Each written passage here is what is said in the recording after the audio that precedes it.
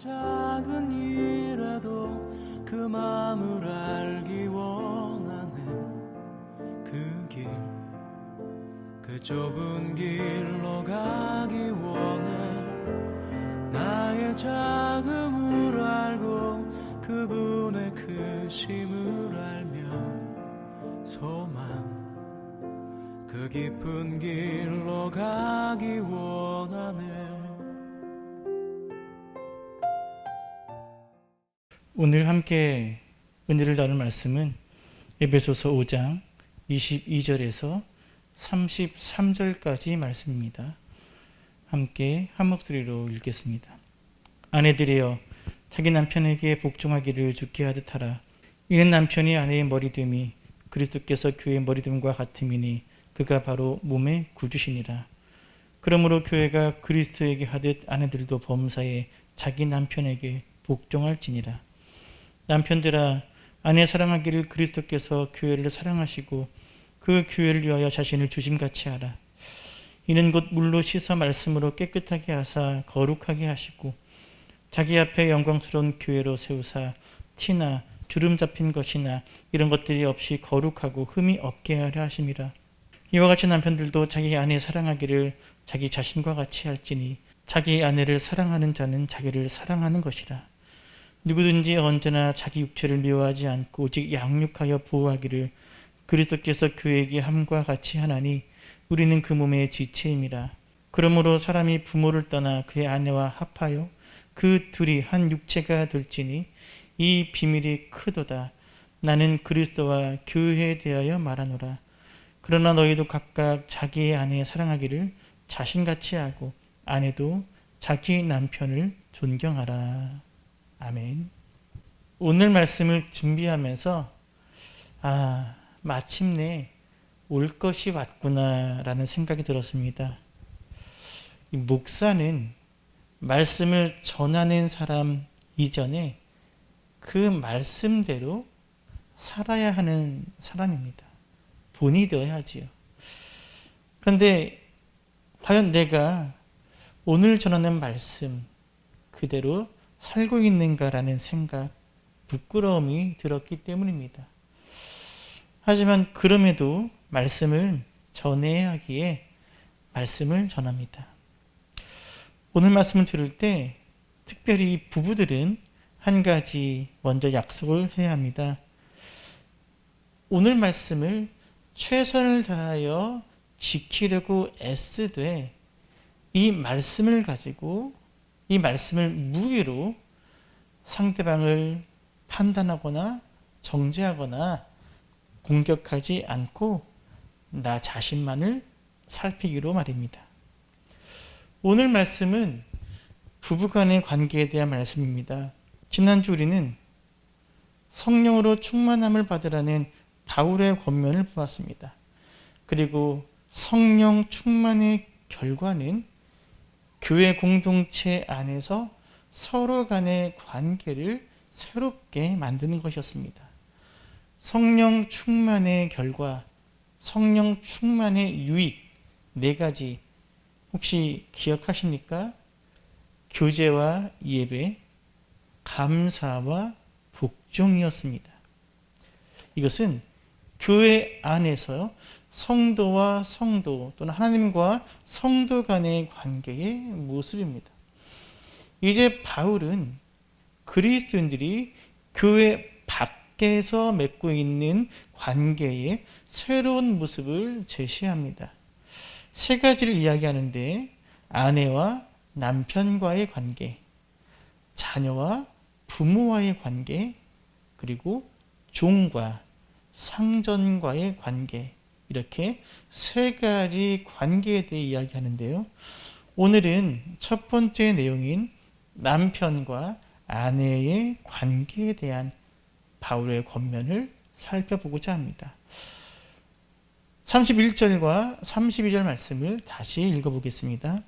그러므로 사람이 부모를 떠나 그의 아내와 합하여 그 둘이 한 육체가 될지니 이 비밀이 크도다. 나는 그리스도와 교회에 대하여 말하노라. 바울은 남편과 아내와의 관계를 큰 비밀이라고 선포합니다. 결혼이라는 것이 단순히 남녀 두 사람이 만나 결혼이라는 계약 관계에 들어가는 것이 아니라 둘이 합하여 한 육체가 되는 것이라 말합니다. 마치 그리스도와 교회가 하나로 연합되는 것처럼 부부는 하나로 연합되는 것입니다. 예수 그리스도와의 연합이라는 말을 들어보셨을 것입니다. 그리스도인이 된다는 것은 예수님과 우리가 하나가 되는 것입니다. 이것을 예수 그리스도와의 연합이라고 말합니다. 우리가 예수님 안에 있고 또 예수님이 우리 안에 계시는 것이죠. 진실로 우리가 예수님과 연합하는 것이 그리스도인이 되는 것입니다. 이 놀랍고 신비로운 연합은 단순히 상징이나 비유가 아니라 실제로 이루어지는 것입니다. 우리는 예수님과 함께 죽고 또 예수님과 함께 살아갑니다. 시간과 공간을 뛰어넘어 우리는 2000년 전 예수님의 십자가 죽으심과 함께 죽고 예수님의 부활과 함께 부활한다는 것을 성경은 우리에게 가르치고 있습니다. 단단하게 굳은 내 생각, 하나님을 따르지 않고자 하는 내 완악함, 내 교만과 욕심과 자기 자랑, 우상을 사랑하고 섬기고자 하는 나의 불신앙, 이 모든 것이 예수님과 함께 죽고 오직 하나님을 사랑하고 이웃을 사랑하는 마음으로 새롭게 태어나는 것, 매일매일 주님과 함께 죽고 주님과 함께 살아가는 것이 그리스도 안에서 함께 살아가는 것, 즉 그리스도와의 연합입니다. 그런데 바울은 아내와 남편 간의 관계가 이처럼 연합의 관계라고 이야기합니다. 그래서 부부는 그 무엇도 갈라놓을 수 없습니다. 예수님도 이에 대해 말씀하셨죠. 마가복음 10장 7절에서 9절 말씀입니다. 그러므로 사람이 그 부모를 떠나서 그 둘이 한 몸이 될지니라. 이러한즉 이제 둘이 아니요 한 몸이니 그러므로 하나님이 짝지어 주신 것을 사람이 나누지 못할지니라. 부부가 둘로 갈라지지 않는다는 것은 이제 함께 죽고 함께 사는 관계가 되었다는 것을 의미합니다. 조강지처라는 말이 있습니다. 젊어서부터 술찌개미와 쌀겨를 함께 먹으며 고생한 아내라는 뜻입니다. 중국의 송웅이라는 사람이 황제의 누나의 결혼 요청을 받자 그것을 거부하며 했던 말에서 유래합니다. 힘들 때 함께한 아내를 버릴 수 없다는 거지요.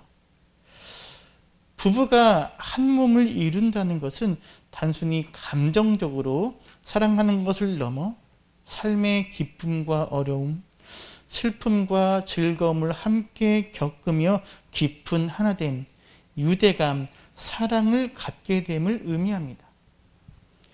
이 과정에서 자신의 못난 자아와 부족한 면들을 끊임없이 내려놓게 되고 또 상대방을 있는 모습 그대로 받아들이게 되는 것, 이것이 부부가 한 몸을 이루게 되었다는 의미를 담고 있습니다. 우리가 하나님의 자녀가 되었지만 사실 하나님의 자녀라고 부르기에는 부끄러움이 많습니다. 그럼에도 불구하고 하나님의 자녀로 살아가기 위해 애쓰는 것처럼 부부 역시 비록 주님 안에서 한 몸을 이루게 되었지만 여전히 한 몸으로서 부족한 모습이 많습니다. 그럼에도 진정한 한 몸이 되기 위해 평생 애쓰며 살아가야 하는 것이 부부라는 것입니다. 이 놀라운 신비 안에서 바울은 아내와 남편에게 서로를 어떻게 대해야 하는지를 권면합니다. 먼저 아내들을 향한 권면입니다. 22절에서 24절을 읽겠습니다. 아내들이여 자기 남편에게 복종하기를 주께 하듯 하라. 이는 남편이 아내의 머리됨이 그리스도께서 교회의 머리됨과 같음이니 그가 바로 몸의 구주시니라. 그러므로 교회가 그리스도에게 하듯 아내들도 범사에 자기 남편에게 복종할지니라. 바울은 아내들에게 먼저 권면합니다. 남편에게 복종하기를 주께 하듯 하라고 말입니다. 그리스도께서 머리가 되심과 같이 남편은 아내의 머리가 됩니다. 교회가 그리스도께 순종하듯이 아내도 남편에게 순종해야 한다는 것입니다. 물론 이 말씀이 선포되어진 시대적 상황과 문화적 차이도 살펴보아야 합니다. 2000년 전 남자와 여자의 차이가 굉장히 큰 사회였습니다. 이 당시 유대 사회는 당시 사람의 숫자를 셀 때 여자와 아이들은 빼고 셌습니다. 사람 축에 끼지 않는다는 거예요. 유대인들은 하나님께 기도할 때 자신들이 이방인과 여자로 태어나지 않은 것을 감사하는 기도를 매일 드렸습니다. 그렇게 여자라는 존재는 인격적으로 존중받지 못하던 시대입니다. 그래서 이 당시는 남녀의 생물학적 차이가 신분적인 차별로 이루어진 시대지요. 당연히 남자가 위에 있고 여자는 한참 밑에 있던 시대입니다. 그래서 우리는 바울의 이 권면이 그러한 시대적 상황에서 쓰여진 말씀이라는 것을 염두에 두어야 합니다. 이 말씀을 받아들일 때 무조건 절대적으로 남자에게 복종해야 한다, 남편에게 복종해야 한다, 여자는 남자에게, 아내는 남편에게 종속된 존재다, 여자는 남자보다 떨어지는 존재다, 남자는 주인이요 여자는 종이다, 남자는 하늘이요 여자는 땅이다, 이렇게 받아들여서는 안 됩니다. 이러한 여성에 대한 시대적인 이해를 근본주의적이고 문자주의적으로 해석하는 것이 얼마나 위험한지를 지금 아프가니스탄을 점령한 탈레반이 적나라하게 보여주고 있습니다. 그러나 반대로 이 말씀을 2000년 전에 우리와 상관없는 구닥다리 같은 말씀으로, 마치 꼰대들이 이야기하는 라떼 같은 말씀으로, 오늘날 상황에 비춰볼 때 전혀 맞지 않는 말씀으로, 우리에게는 별 의미가 없는 말씀으로 이해해서도 안 됩니다. 남편이 아내의 머리가 된다는 이 바울의 주장은 사실 하나님의 창조에 담겨있는 질서에 근거합니다.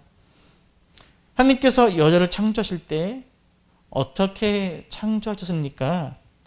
창조의 순서, 남자 다음에 여자를 만드셨습니다. 그리고 창조의 방식은 어떠합니까? 남자에게서 여자를 만드셨습니다. 아담의 갈비뼈로 만드셨죠. 마지막으로 창조의 목적은 무엇입니까? 남자를 위해 여자를 만드셨습니다. 아담을 돕는 배필로 하와를 만드셨죠. 이것이 하나님께서 남자와 여자를 창조하신 원리입니다. 그래서 아내가 남편에게 복종하라는 것은 남성 우월주의가 아니라 창조 원리에 대한 것입니다.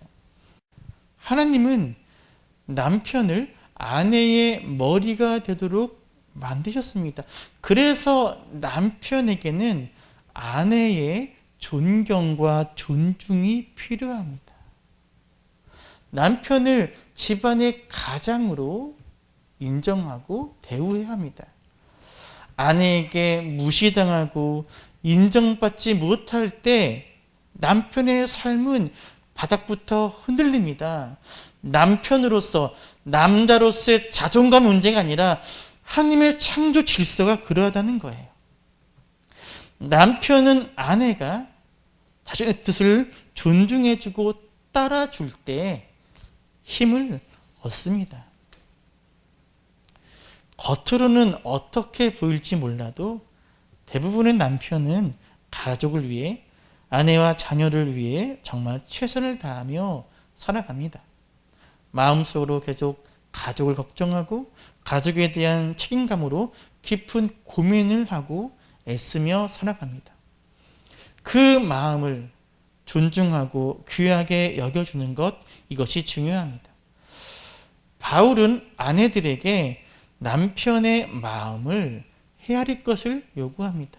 비록 아내의 눈과 마음에 남편이 부족해 보이고 존경하는 마음이 들지 않는다 하더라도 먼저 더 사랑하고 먼저 존경하고 먼저 순종하라는 것입니다.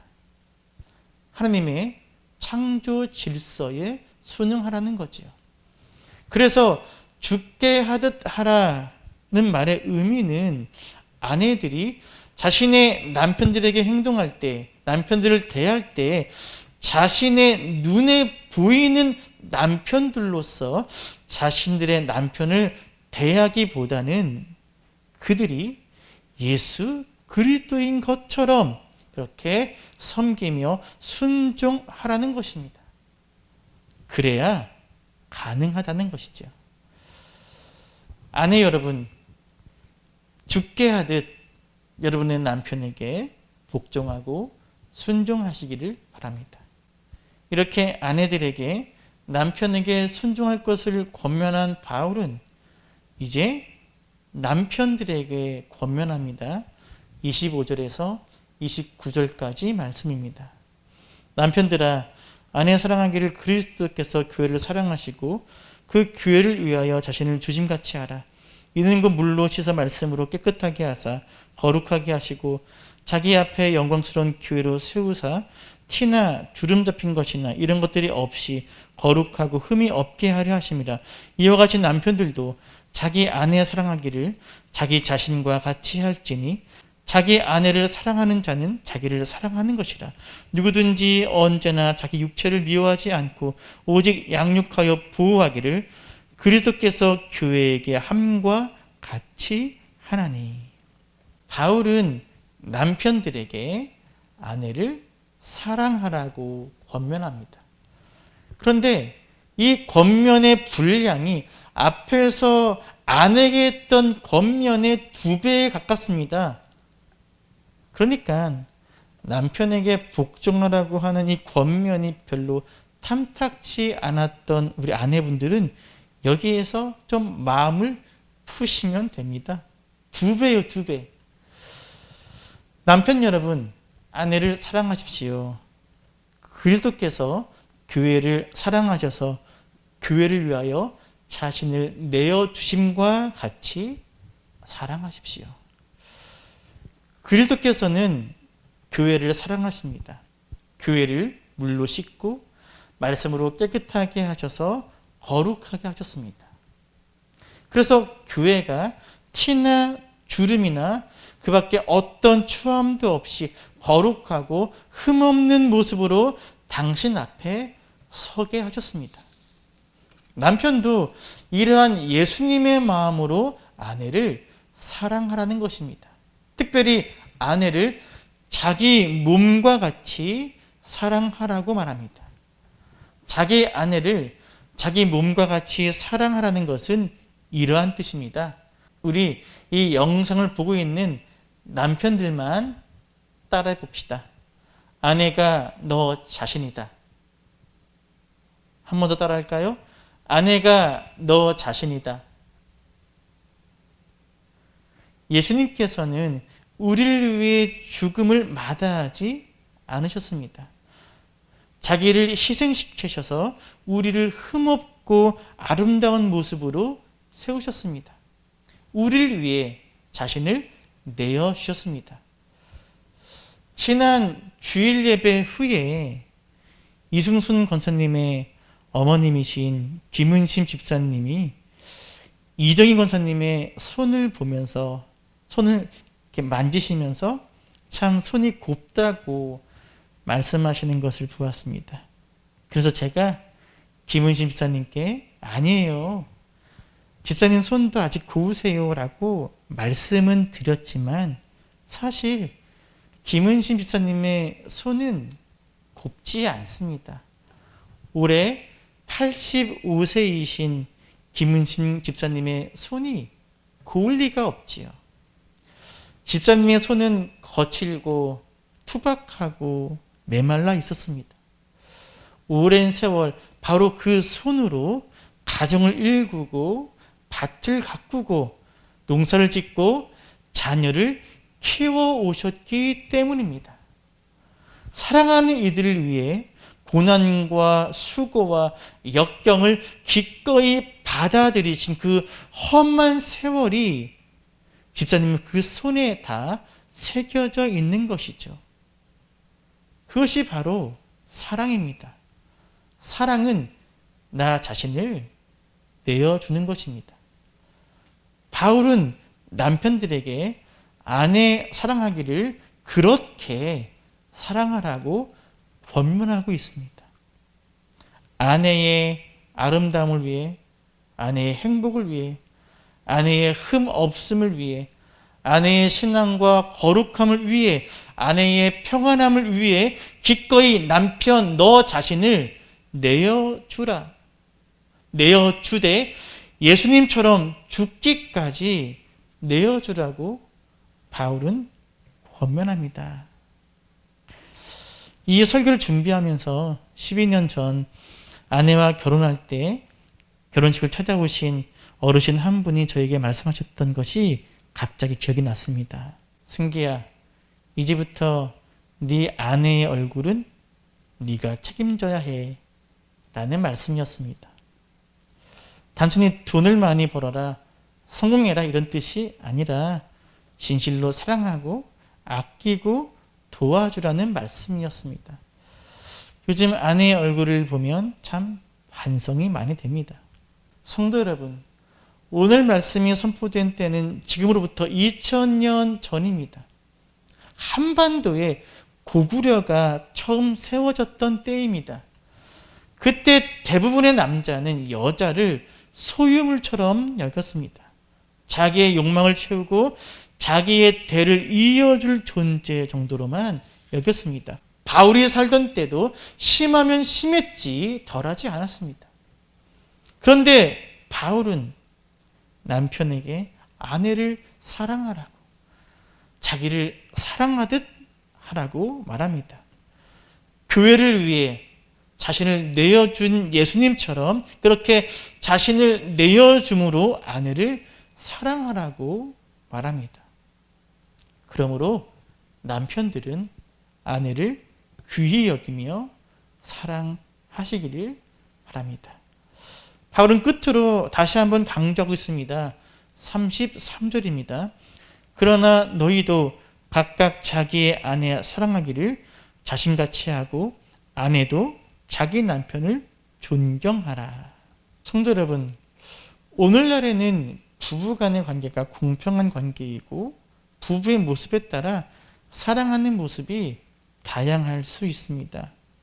아내도 남편을 자기 몸처럼 사랑해야 되고 남편도 아내를 존경하고 존중해야 합니다. 그런데 창조의 그 질서의 핵심은 지켜져야 합니다. 아내는 남편에게 순종하고 남편은 아내를 사랑해야 합니다. 그리고 이것은 상대방에게 나를 내어주지 않고는 할 수 없습니다. 예수님께서 자신을 내어주심으로 하나님의 나라가 드러난 것처럼 우리 자신을 상대방, 남편과 아내를 향한 순종과 사랑으로 내어줄 때 하나님의 나라가 여러분의 가정 가운데 임하고 드러날 줄로 믿습니다. 오늘 바울의 권면처럼 남편은 아내를 사랑하고 아내는 남편에게 순종하는 아름다운 부부가 모두 되시기를 시간 축원합니다. 저 높이 솟은 산이 되기보다 여기 오름직한 동산이 되길